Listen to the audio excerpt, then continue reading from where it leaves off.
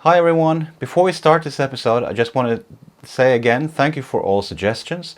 One suggestion that came up a couple of times was if I could include some music on screen. I've tried to do that for this episode and I found it on imslp.org where there is royalty-free or public domain sheet music. I'll include a link to the website below. You can easily search for the cello suites. And it's a free site, but you can donate if you want. And it's a great resource. And during this episode, I make some references to the edition I'm practicing from. This is a different edition from what I found on the website. In my edition, there are some accents written in that are not on screen. So, without further ado, here's this week's episode.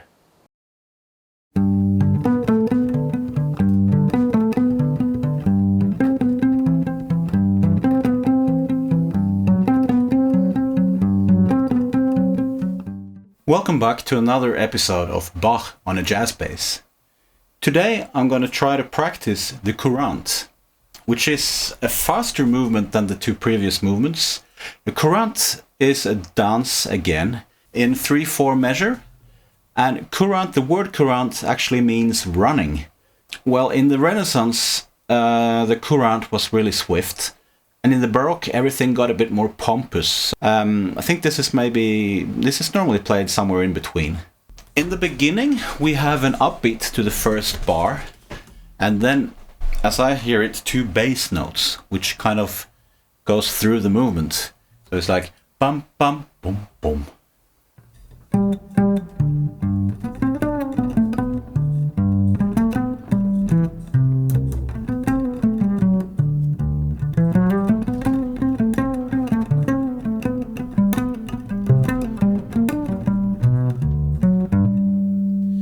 So I'm trying to kind of hold back on the low notes so they don't come jumping, so that we keep the melody sort of on top. So we have this.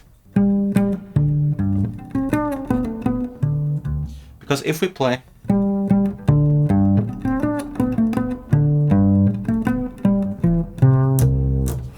everything is kind of upside down, and we don't want that. We want to keep the kind of, running, swinging kind of feel to it.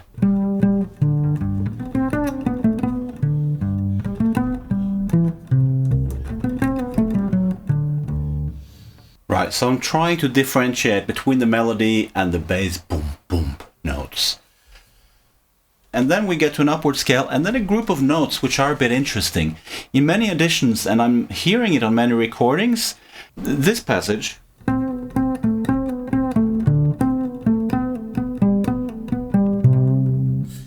it's actually notated in the edition I have here with an accent on the fourth note.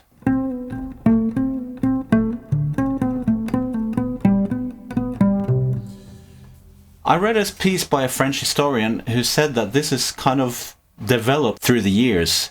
When you play with a bow, when you group three notes and then you have one separate, you tend to get a kind of an unintentional accent on the one note that is ungrouped. You use up some bow on these notes, and then you have to get all the way back on that one note, so, and then boink. This historian thinks that through the years this is why this is developed to be a normal practice. There isn't any original Bach manuscript. The closest we get is a manuscript from his second wife, Anna Magdalena. It's printed in one of my editions, and there is no accents there. There is no accents anywhere, actually. This is probably a result of historic practice. So since we don't have any bow, I'm doing this pizzicato, I don't need to do this accent. So I think it works better with just...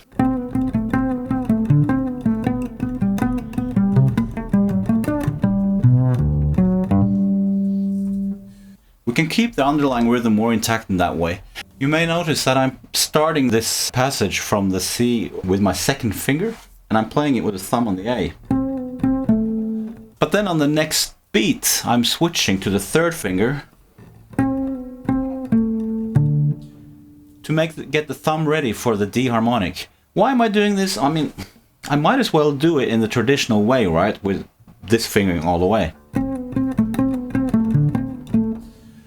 And I can do that, but it feels better to me for me to play it that way. I don't have to stretch anything, and like I said earlier, my fingers are short, and I think it's wise to find ways of playing that suits your physique, that suits your body. It's normal practice in classical teaching that the teacher decides what is best for the student, which is good as long as you are a child and stuff, you know. But after a while, you start to feel, how does your body react to this? Obviously, some things are difficult at first, and you have to practice them, and then they become natural. But then other things suit certain hand types more than others.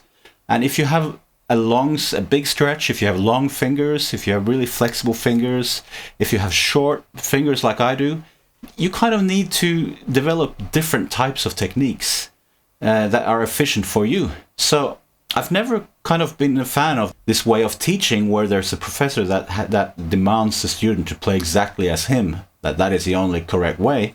But that's just me. You might disagree. So this is why I kind of modify certain standard practices to suit how it feels for me. If you've been playing for many, many years, then why not experiment?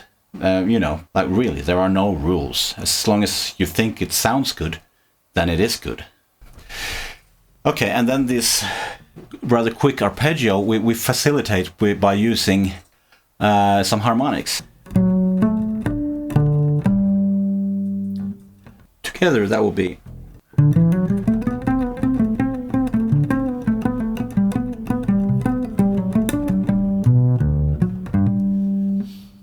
And then we continue with a jump up to the high register or high-ish register to the E, and this shift is kind of awkward.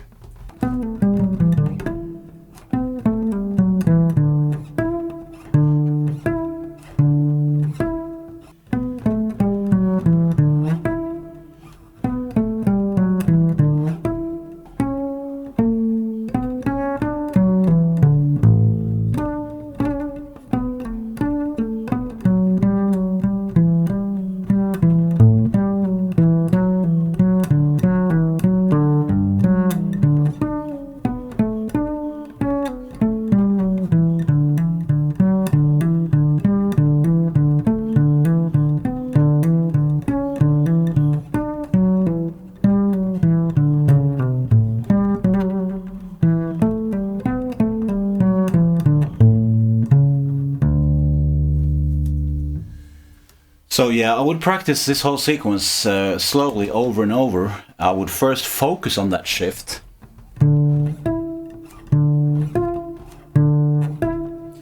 Until you hit it every time, and then put it in connection with the other notes.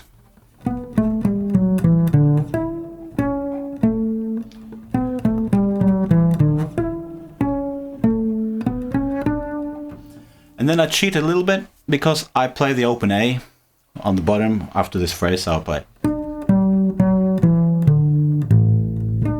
It's kind of a bass note anyway, so I think it makes more sense on the instrument. We could go.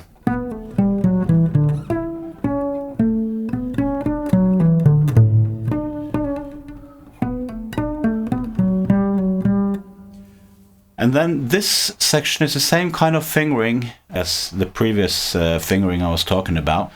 So we're coming down from...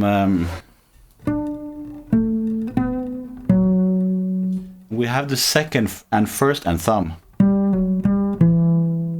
And then the second time I use the third finger to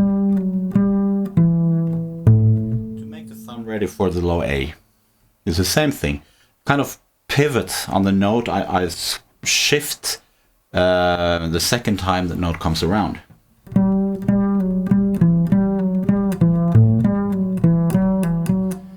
And then I use the open G here.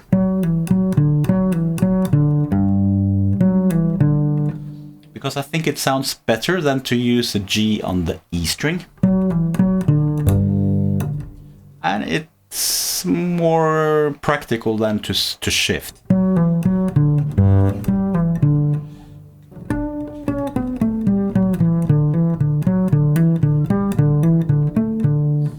And the same thing here, it says an accent in my edition on each last 16th note in each group, but for now I'm not going to do that.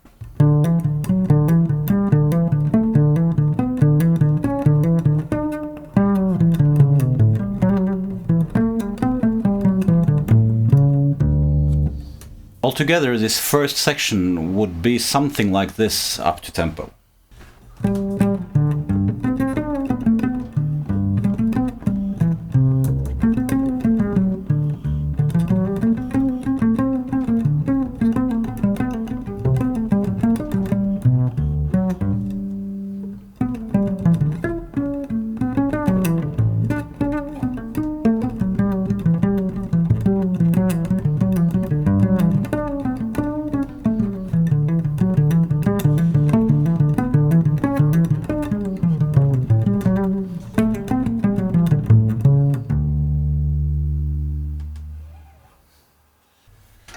Wow, there's a lot to practice there. I'll see you next time for the second half of this Courante. If you're enjoying these videos, please leave a comment below and also hit the subscribe button. See you next week.